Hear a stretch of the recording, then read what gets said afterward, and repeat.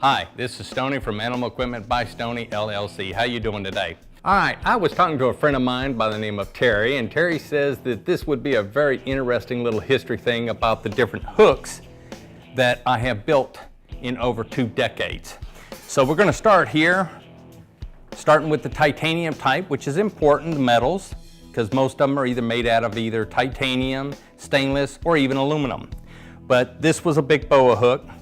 This was just a standard hook, but it had a really long foot and deep throat, and other ones with deep throats but short foots, and it's gone all the way down to some that are kind of like a cage hook. These are out of aluminum, all the way down to mini little cage hooks. The square ones were definitely cage hooks. This was some of the type that I made way back in the 90s for Firm and Diversified for Bill Haas, which was one of the last hooks I guess he got from us, about a little 2-footer. All the way down to little square ones. Now these were squared off because they work really great in the corners.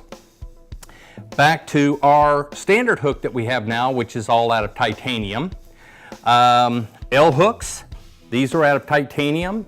The stump rippers, you have the left and the right, and the center one, if I can reach down, is actually a C hook. It's actually very straight for just straight pulling.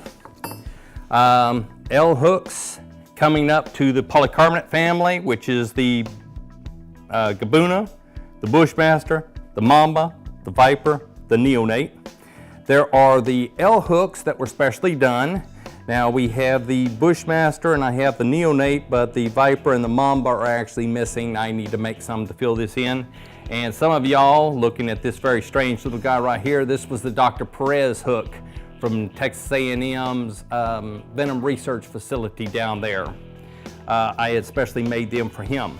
A lot of the hooks have different types of grinds and everything else, kind of like this one right here. This end has what's called a bullet grind on them. It never really, a lot of people didn't like it, although it's all the way around, so it wouldn't matter what side of the snake you came from or where you came from. I guess some of them thought it was a little too sharp. But when you're looking at hooks from other companies, you need to look at the very tips to see if it has a long grind to it or is it just chopped at a little quick 45. If it's a quick little 45, you can pretty much guarantee that was done in either Pakistan or out of China. That's how they do it. They don't take the time to grind anything nice and long. Your aluminum hooks are usually put in, or steel, into a golf club shaft. Golf club shafts I do not use. The reason being, they are metal with chrome over top. So once you drill that hole out to put aluminum in there, you have metal against aluminum, it starts corroding and it starts deteriorating there. If you scratch the chrome off, it starts rusting from the outside inwards and that damages it there.